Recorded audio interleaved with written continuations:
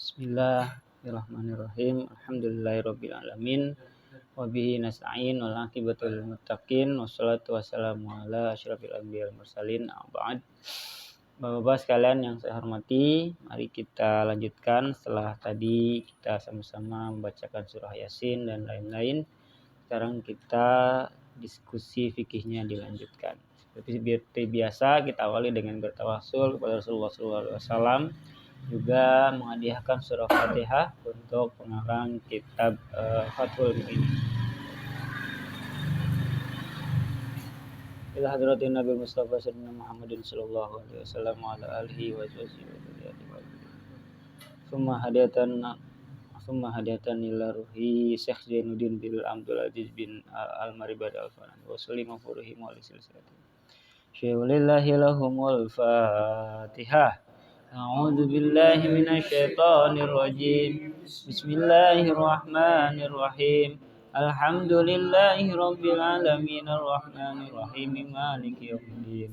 Iyyaka na'budu wa iyyaka nasta'in ihdinas siratal mustaqim. Shiratal ladzina an'amta 'alaihim ghairil maghdubi 'alaihim waladdallin. Amin. Masih melanjutkan tentang zakat ya. Kemarin syarat yang pertama itu ketika kita mau berzakat harus ada niat dalam hatinya. Nah, yang kedua wasanihima i'ta'uha. Syarat yang kedua dalam mengeluarkan zakat adalah memberikannya kepada orang yang berhak. I'ta'uha li mustahiqiha. Jadi yang pertama niat kita untuk mengeluarkan zakatnya, yang kedua ya kita keluarkan. Ya. Jadi bukan cuma niat tapi hartanya kita tahan-tahan. Nggak sah tuh zakatnya karena belum diberikan kepada mustahik. Mustahik itu orang yang berhak menerima zakat. Ada berapa zakatin yakni yang berhak menerima zakat, yakni man wujida min asnafisa min samaniyati, yaitu yang terdiri dari 8 golongan atau 8 macam kelompok masyarakat. Yang pertama al-madhkurati fil ayah, yang tersebut dalam ayat Al-Quran sendiri. Allah bilang innamas shadaqatu lil fuqara'i. Yang pertama yaitu golongan orang-orang miskin. Ya, orang-orang lil fuqara'i, orang-orang fakir. Wal masakin, dan orang-orang miskin. Apa sih bedanya fakir sama miskin? Nanti di depan ada tuh bedanya antara yang fakir dan miskin. Yang fakir, miskin, wal amilin, yaitu yang berikut yang nomor 3 amil zakat. Wal amilina 'alaiha. Amil itu kayak semacam panitia yang sengaja dibuat untuk menerima dan menyalurkan zakat tersebut. Wal mu'allafi qulubuhum, dan orang-orang yang mu'allaf. Jadi mu'allaf itu yang dari non-muslim masuk ke dalam Islam, mereka juga berhak menerima zakat. Jangan malah diperibet. Ini orang ada dapat hidayah memu'allaf diribet-ribetin. Justru Islam mengajarkan dipermudah, bahkan berhak menerima zakat. Wa fir riqabi, kemudian ada hamba sahaya. Orang-orang yang hidupnya sudah menjadi milik tuannya dalam hal perbudakan zaman dulu ya. Wal gharimin, orang-orang yang mempunyai hutang. Ya. Itu juga termasuk mustahik. Wa fi sabilillah, juga pihak-pihak atau kelompok-kelompok orang atau individu-individu yang sabilillah. Sabilillah di sini orang-orang yang menegakkan agama Allah. Para alim ulama, ya, orang-orang yang menghidupkan masjid, orang-orang yang mengelola panti asuhan, orang-orang yang berdakwah, ya, dan apalagi orang-orang yang berjihad di dalam Allah. Wa ibnis sabil, juga ibnu sabil. Nah, ini ada jelasnya nih, ada 8 asnaf itu siapa aja. Apa aja rinciannya. Pembagian kepada 8 asnaf atau golongan itu harus merata kalau dibagikan oleh pemerintah serta ada semua asnaf itu. Kalau pemilik harta yang membagikannya tidak harus kepada semua asnaf. Jadi kalau yang membagikannya dipegang sama pemerintah, maka 8 golongan ini semuanya harus dibagi rata. Tapi kalau individual nggak mesti, yang ada di sekitar saja. Gitu. Tadi balik ke pertanyaan awal, apa itu fakir? Apa bedanya dengan miskin? Kenapa di dua golongan kan? Ada fakir, ada miskin. Mungkin kita kadang menyebutnya disamain, fakir miskin. Wal fakiru, definisi fakir atau pengertian fakir, man laisa lahu malun wala kasabun. Ialah orang yang tidak punya harta benda dan tidak mempunyai pencarian yang layak. Itu namanya fakir. Dia nggak punya harta, juga nggak punya pekerjaan yang layak. Itu namanya fakir. Jadi dia dapat pendapatannya nggak menentu. Itu namanya fakir. Laikun, yaqa'u mauqi'an, yang memadai untuk kebutuhannya dan kebutuhan keluarganya. Itu namanya fakir. Min kifayatihi wa kifayati mamunihi wala yamna'ul faqra maskanuhu. Tidak menghalangi kefakiran walaupun mempunyai rumah dan pakaian. Dia punya rumah, tapi pendapatannya untuk sehari-hari aja masih kurang. Itu masih dalam kategori fakir. Sekalipun untuk berhias bagian hari dalam setahun, mesti hari raya, menghadiri resepsi dan sebagainya. Nah, di sini pengertian fakir ini ada 5 penjelasan yang berbeda. Yang pertama, fakir itu dijelaskan adalah orang yang sama sekali tidak punya harta dan mata pencarian. 0. Ya. Kalau di kita mungkin gelandangan, tunawisma, mohon maaf gitu ya. Mereka itu. Kenapa? Lansia yang ya sudah tidak bisa produktif lagi. Kemudian ada juga orang yang tidak mempunyai harta dan mata pencarian yang layak. Jadi dia punya pekerjaan, mata pencarian, tapi kurang atau tidak layak. Naik lagi levelnya tuh. Kemudian yang ketiga, orang yang punya harta dan kasab yang tidak mencukupi kebutuhannya. Misal, kebutuhannya sehari-hari 10.000. Sedangkan yang dia dapat kurang dari 10.000 itu namanya fakir. Kalau definisi negara kita mengkategorikan miskin itu berapa? Apabila pendapatannya atau pengeluarannya kurang dari 20.000. Jarang orang kita 20.000. Dalam ayat tersebut didahulukan asnaf fakir sebab sangat susah. Oke, jadi kategorinya dalam 8 golongan itu fakir inilah yang paling rendah. Apabila ada, dia yang harus kita dahulukan. 4 asnaf yang pertama menggunakan lam huruf jar dengan maksud pemilikan secara mutlak untuk bermacam-macam keperluan mereka. Jadi di ayat itu ya. Lil fuqara wal masakin wal amilin wal muallaf muallaf qulubihim, itu semuanya 4 asnaf yang pertama ini menggunakan alif lam. Ini menunjukkan bahwa maksud kepemilikan secara mutlak untuk bermacam-macam keperluan. Jadi benar-benar sangat membutuhkannya. Kemudian kalau 4 golongan yang berikutnya, fir riqab wal gharimin wa fi sabilillah wa bani sabil, fi huruf jar, ada yang pakai fi huruf jar, fi riqab. Ada dengan maksud menggunakan penerimanya untuk kepentingan tertentu. Iya, orang-orang yang berhutang kan udah kebutuhannya tertentu dia berhutangnya. Ada yang tambahan modal, ada yang beli rumah segala macam.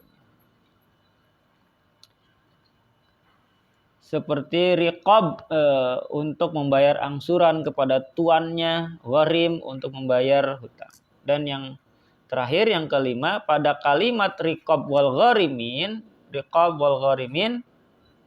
dijarkan dengan satu fi. Wa fi riqab wal gharimin, enggak wa fi riqab wa fil gharim, tapi diatofkan sama riqab nih. Mengandung arti penerimaannya untuk kepentingan dan diberikan kepada orang lain. Sedangkan pada kalimat sabilillah dan ibnu sabil dengan huruf fi huruf jarnya. Wa fi sabilillah wa ibnu sabil. Jadi dua-dua.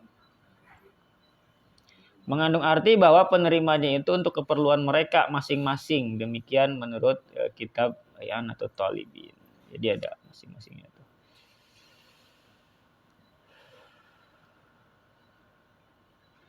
Wa kutubun yahtajuha wa abduhu alladzi yuhtaju ilaih. Tidak menghalangi kefakiran seseorang ialah kitab-kitab yang dia butuhkan. Hamba yang dibutuhkan untuk melayaninya dan harta yang gaib, yang jauh dari dia. Dengan ukuran 2 marhalah. Hartanya jauh dari dia. Dia orang aslinya orang mana gitu kan. Mukim di tempat tertentu. Nah di tempat domisilinya itu dia nggak punya apa-apa. Tapi di kampungnya dia mungkin berada. Nah itu masih bisa dikatakan fakir. Dengan jarak bimarhalatin. Awil hadiri wa qad hila bainahu wa bainad dain al muajjal wal kasbu allazi la yaliku bih. Atau hartanya yang dekat, hanya saja terhalang antara orang itu dengan hartanya sehingga tidak dapat diambil. Umpamanya terhalang oleh pengacau atau banjir dan sebagainya. Hartanya dekat cuma di kampung sebelah. Tapi kalau lewat situ di jalannya ada begal. Wah, itu juga fakir maksudnya tuh. Atau hartanya di kampung sebelah tapi kehalang sama banjir. Mau ngambilnya susah. Nah, dia termasuk dalam kategori fakir. Hal lain yang tidak menghalangi kefakiran ialah mempunyai mata pencarian yang tidak layak dan piutang yang ditangguhkan pembayarannya. Oh, jadi banyak nih sebab-sebab orang fakir itu ya. Wa afta ba'duhum, sebagian ulama memberikan fatwanya innahu liyal mar'ah, bahwa sesungguhnya perhiasan perempuan yang layak baginya alaik biha al muhtajah litazayyun bihi, tidak berlebihan menurut adat, yang dibutuhkan untuk perhiasan menurut adat tidak menghalangi kefakirannya. Bahkan orang yang punya perhiasan pun ketika tidak berlebihan adanya saja, bahkan ada ulama yang mengatakan itu juga masih fakir. La yamna'u faqraha wa sawabuhu syaikhuna. Nah itu yang fakir itu. Kalau kita sering mendengar ceramah-ceramah para mubalik itu, ya, itu ketika orang fakir itu dia tidak mencukupi kebutuhannya atau sama sekali nggak punya pekerjaan. Biasanya yang dipakai itu definisi yang pertama nih. Orang yang sama sekali tidak punya harta dan tidak punya pekerjaan. Lalu miskin apa? Wal miskinu man qadara ala malin aw kasabin yaqa'u mauqi'an min hajatihi. Ialah orang yang mempunyai kemampuan harta atau mata pencarian yang menghasilkan penghasilan untuk kebutuhannya. hanya saja tidak mencukupi. Kerjaannya udah layak, gaji bulanan, tapi nggak mencukupi terus. Besar pasak daripada tiang. Hitung-hitung nih tekor terus nih. Gajinya sekian juta, pengeluarannya sebulan lebih dari itu. Nah, itu termasuknya miskin.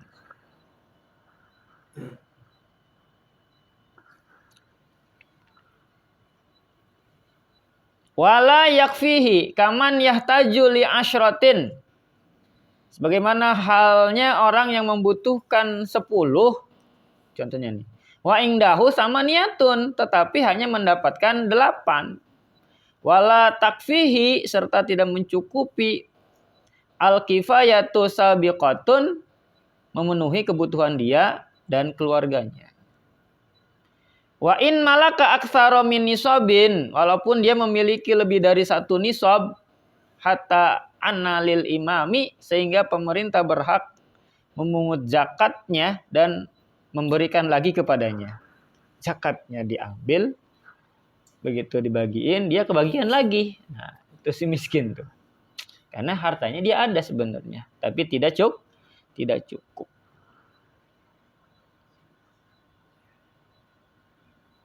Nah, lalu apa modalnya? Zakatnya dalam bentuk apa? Fayu'ta kullun minhuma, semua fakir dan miskin dapat diberi modal.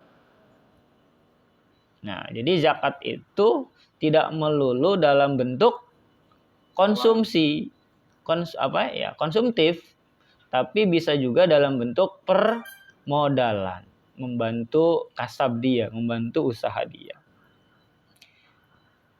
Justru dengan zakat modal ini bisa lebih membantu dia tahan secara ekonomi kan, karena bisa memutarkan roda perekonomian di keluarga dia.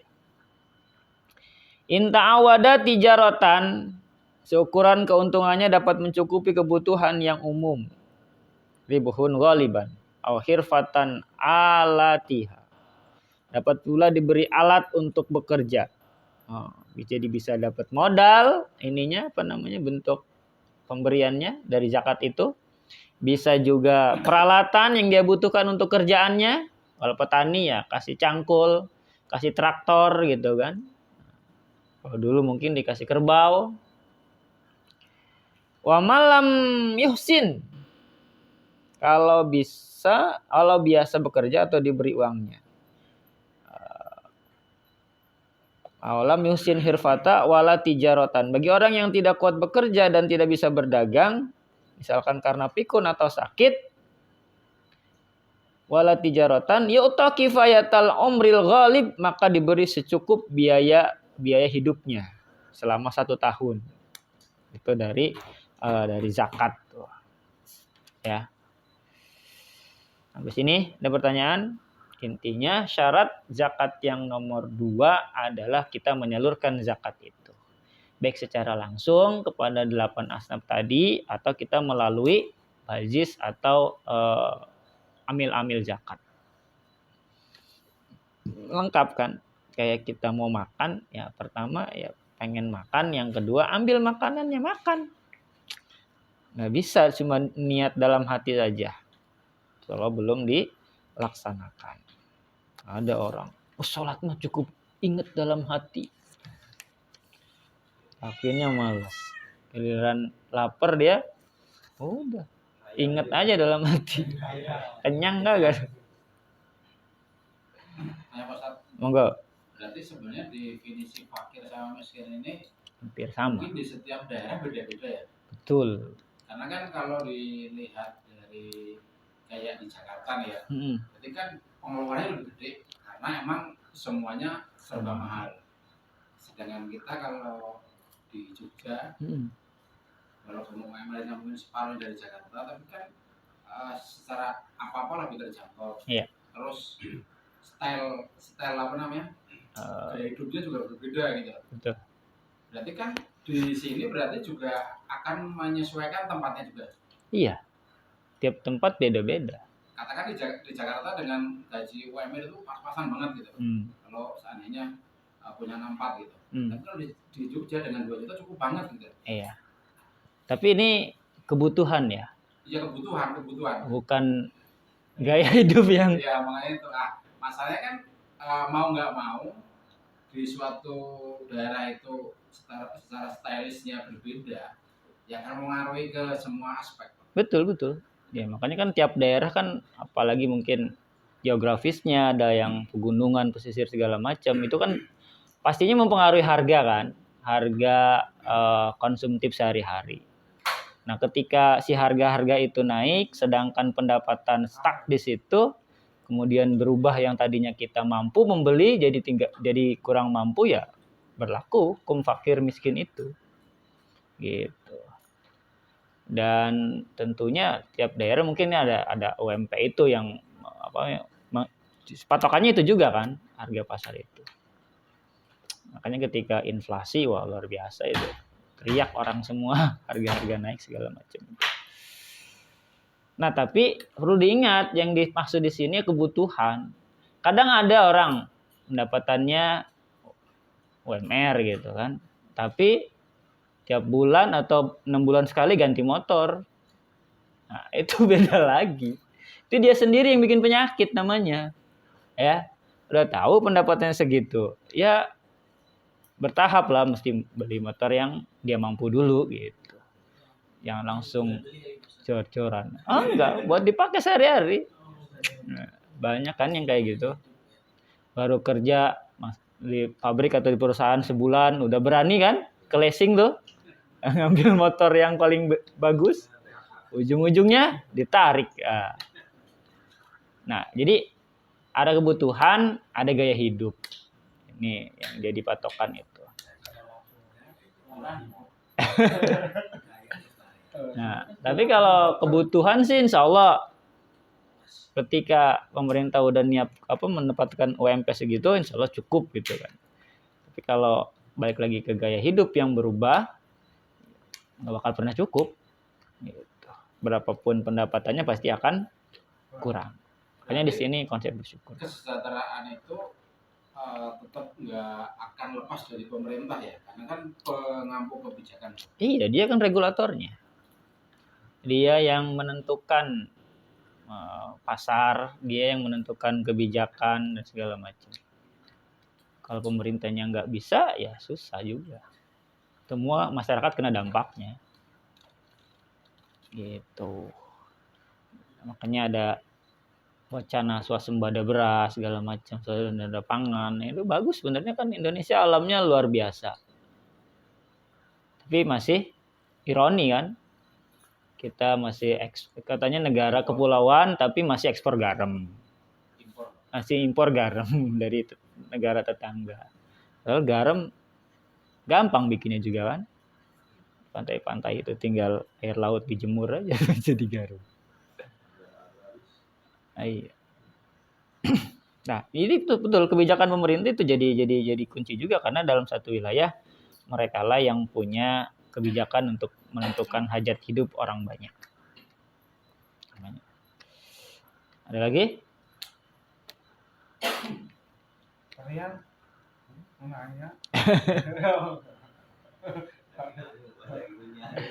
Nah, ini juga baru kita tahu nih bahwa pemberian zakat itu nggak melulu uang gitu. Bisa bentuknya modal usaha, bisa juga peralatan yang mereka butuhkan untuk usahanya.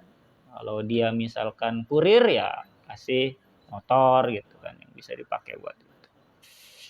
Disesuaikan dengan kebutuhannya. Makanya ada tuh di beberapa masjid di Jawa itu, mereka ngalurin zakat itu dalam bentuk modal usaha. Keren tuh. Ya, jadi misalkan bikin warung dimodalin sama dia. Jadi bukan konsumtif sehari-hari yang habis pakai gitu. Jadi bisa manjang.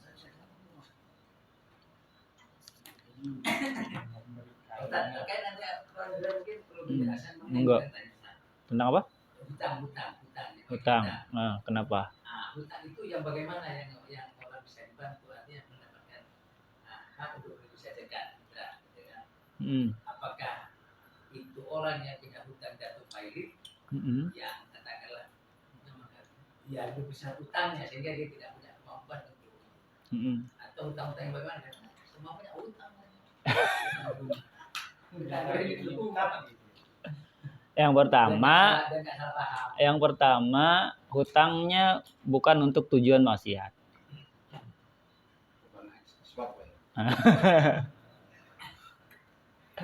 Itu yang pertama. Yang kedua, ketika si penghutang ini yakin bisa bayar, karena misalkan dia punya pendapatan yang lebih dari hutangnya, ya nggak perlu dibantu, nggak perlu dapat zakat, karena dia yakin bisa mengcover si hutang tadi. Nah, yang diberi zakat ini tentu gorim-gorim yang betul tadi, pailit, usahanya bangkrut, habis itu dia bingung mau usaha apa lagi. Nah, itu yang kita utamakan gitu. Nah, nanti kalau di sini gorim semua.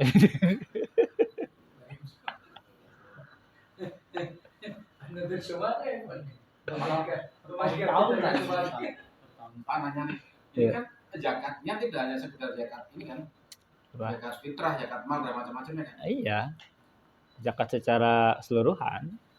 Yang kalau yang fitrah kan memang udah jelas disalurkan buat fakir miskin tadi, terutama fakir miskin ya untuk zakat fitrah. Karena harapannya fitrah itu jangka pendek kan. Jadi hanya dalam rangka merayakan hari raya gitu. Tapi kalau zakat mal ini yang bisa meluas tadi tuh, baik bentuk modal, bentuk alat usaha dan seterusnya. Iya. Nah, jadi ya betul, orang-orang yang kelilit utangnya luar biasa sampai dia nggak bisa bayar dan seterusnya itu. Tapi kalau masih bisa cover dari gaji dia, itu sih mungkin kalau nggak ada asnaf lain, fakirnya udah habis, miskinnya udah habis, baru ke situ tuh. Tapi kalau misalnya masih banyak yang fakir miskin, mereka yang utama. Gitu. Makanya kan kalau teori ekonomi bilang apa? Cicilan itu berapa persen dari pendapatan? 30 maksimal itu ya. Lebih dari itu biasanya pusing juga tuh ngaturnya. Pusing ngaturnya. Penyaluran zakat itu ada maksimalnya. Maksudnya? Yang kita bantu nih, umpamanya itu dia kayak tadi punya utang, ya perlu tapi itu kan. Nah itu maksimal kita bantu ke dia itu berapa persen gitu? Nah, ya hitung maksudnya harta yang kita zakati berapa? Ya segitu aja. Oh, sejakatnya itu. Iya, namanya juga zakat. Nih, sebenarnya berapa? Sekarang 1 juta, berarti 2,5 juta maksudnya. Nah, 2,5 juta itu bisa kalau dia memang membutuhkan banget bisa jadi 1 orang atau bisa kita bagi-bagi lagi. Udah segitu dapatnya. Tapi kalau mau lebih dari ketentuan 2,5 ya bukan zakat lagi jatuhnya. Mungkin kita mau sedekah, mau nolong dia dan seterusnya gitu. Makanya perlu ada bajis ini, dalam artian kan ketika zakat dari orang-orang yang terkumpul, otomatis kan nominalnya gede nih. Nah, maka akan lebih banyak lagi orang yang ketolong dan nominalnya juga yang dikasih itu akan lebih besar. Cuma nggak hanya 2,5% dari sekian yang kita punya itu gitu. Itu. Ya kalau niat saya kita punya harta sudah sesuai nisab Pak.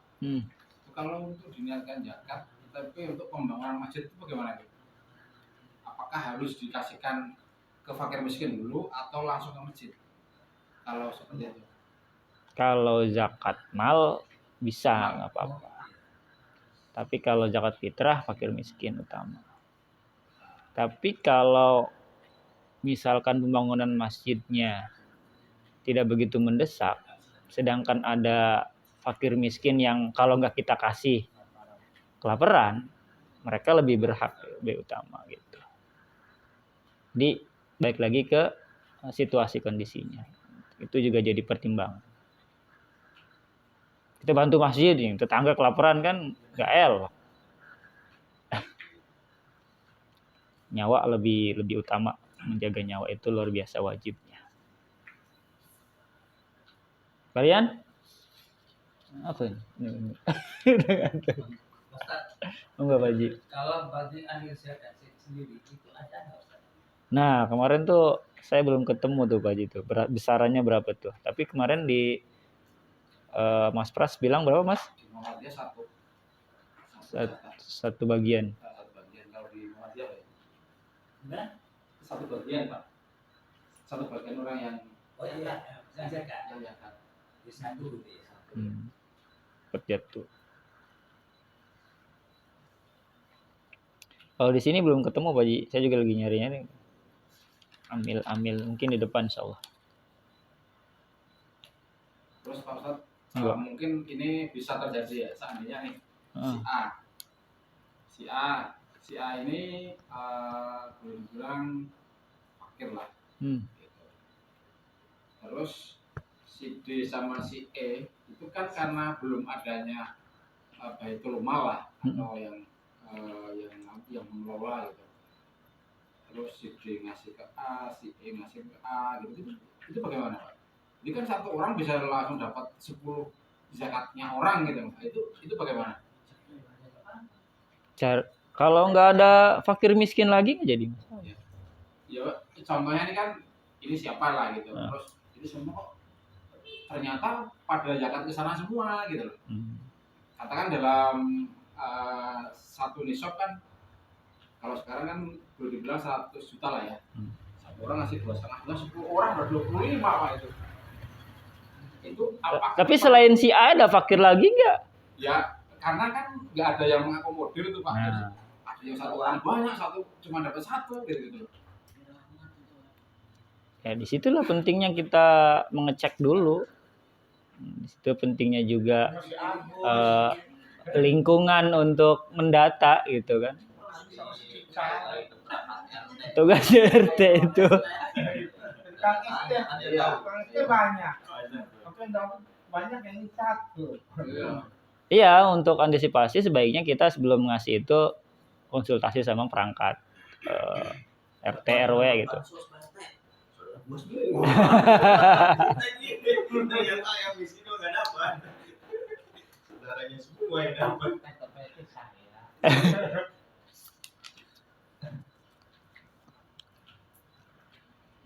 Tapi kalau nggak ada lagi di satu lingkungan itu nggak jadi masalah juga.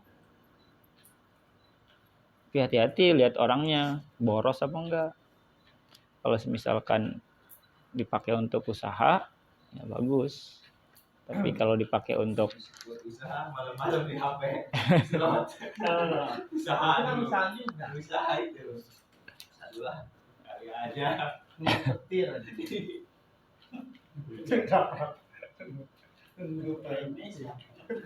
Ya Pak. Ya. Ini mungkin kejadian nih. Jadi kan maaf nih, ini bukan mandi, bukan enggak. Jadi seseorang itu tiba-tiba jadi fakir gitu, atau jadi miskin. Gara-gara judi ini bagaimana Pak? Mungkin mau limo lah kita ngomongnya. Gitu. Masjid mana? Apa? Mendem. Itu dan Gue nggak ngerti, percuma lo minta apa lima.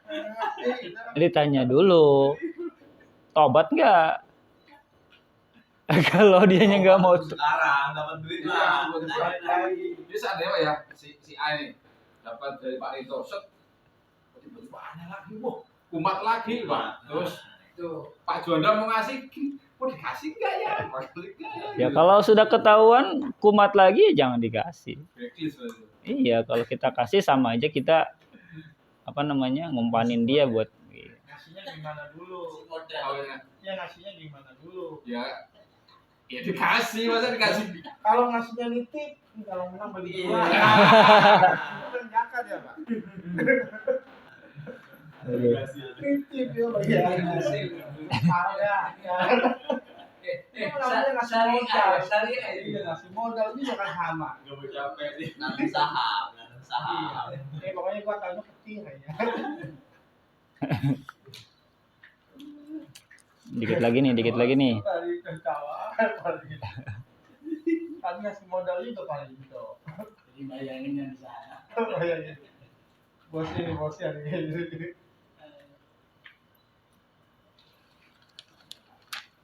Wasuddiqa mudda'i fakrin, dapat dibenarkan orang yang mengaku fakir. Nah, gimana nih kalau ada orang-orang yang ngaku-ngaku fakir, kita langsung kasih apa enggak nih? Wa maskanatin, dan juga miskin. Wa ajzin an kasbin, dan tidak kuat berusaha. Walau qawiyan jildan, walaupun fisiknya masih kuat. Bila yaminin, dengan tidak disumpah. Jadi kalau ada orang-orang ngaku fakir atau miskin, nggak punya usaha, walaupun kelihatannya dia masih seger gitu kan, masih kuat, masih jeg-jeg, itu bisa kita percaya. Dengan catatan orangnya bukan pembohong. Kita belum pernah tahu dia bohong gitu. La mudda'i, tidak dapat langsung dibenarkan, dipercaya orang yang mengaku antalafi malin, telah rusak hartanya karena dicuri atau kebakaran. Murifa, bila bayinatin, yang telah diketahui bahwa orang itu mempunyai harta tersebut tanpa saksi, jadi harus ada saksi. Jadi kalau ada orang ngaku, harta saya kerampokan, harta saya kecurian, kebakaran, nah itu jangan langsung dipercaya. Itu. Wal amilu, yang berikutnya nomor 3 ini amil. Siapa amil itu? Kasain, seperti orang yang mengedarkan. Wahwa man yab'asuhul imam bi akhdhi zakah. Yang memungut zakat, kemudian membagikannya, waqasami, mengumpulkannya, wahasyiri laqadin, qadi tidak boleh diberi. Yang termasuk amil adalah orang yang mencatat, yang menjaga, dan orang-orang yang diperlukan. Itu juga termasuk. Tapi berapanya ini nggak disebutin Pak Jini. Mungkin di referensi yang lain.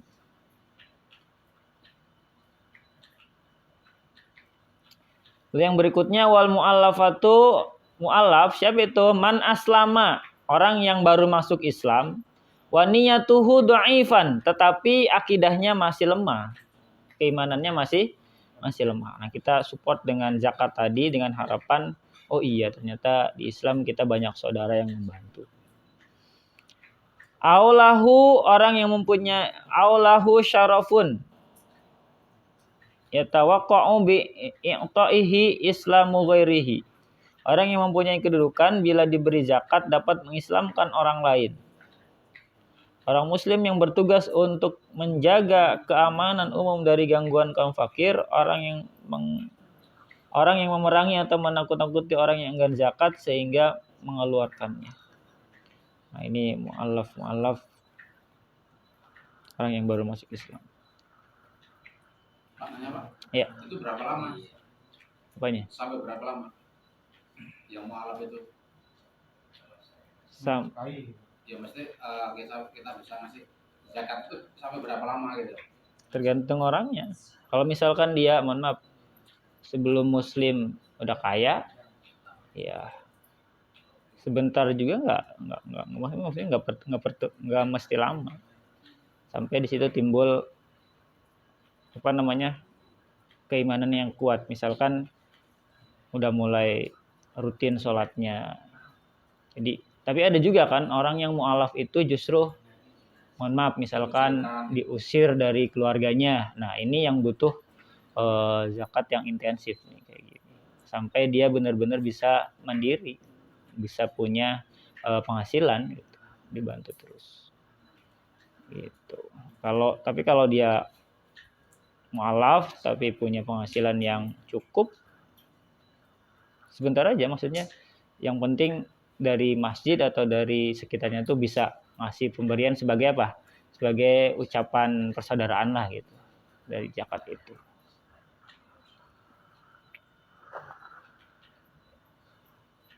Masih banyak nih. Oh ya Pak, mungkin ini bisa terjadi sih. Jadi kan tadi disebutin bahwa salah satu yang menerima adalah amil ya. Terus kalau untuk operasionalnya gimana? Kan sekarang butuh operasional, kita banner lah macam-macam, bagaimana ya Pak? Iya, dialokasikan juga. Jadi berarti dari situ bisa langsung dialokasikan ya untuk operasionalnya. Biasanya terpisah. Kayak ini, kayak kurban. Jadi zakatnya sekian, operasionalnya beda lagi misalkan. Maksudnya operasional diambilkan dari zakat itu bisa nggak? Nggak bisa. Terpisah lagi, dia nambah lagi. Bisa. Jadi yang zakat itu memberikan kelebihan lagi untuk mengelolanya. Itu yang bagusnya. Tapi biasanya di masjid itu kan sudah ada dana juga biasanya. Itu juga bisa dipakai. Kalau enggak dari si muzakinya diminta lagi. Apakah atau enggak diminta persetujuan, apakah boleh dari zakat itu digunakan untuk operasional. Kalau kata si muzakinya monggo, ya itu halal, apa-apa. Itu lebih ke akadnya ya. Iya. Tapi yang lebih afdol biasanya dipisah. Ini zakatnya silakan disalurkan, ini untuk operasionalnya. Itu yang lebih ini. Seperti itu. Yang saya tahu, mungkin ada referensi lain, monggo di convert. Atau bisa jadi juga yang dimaksud jatah si amil ini juga termasuk dari biaya operasional itu. Jadi dia dapat, operasionalnya juga dapat. Yang kita nyalurin kan butuh bensin segala macam kan, ngambil dari situ.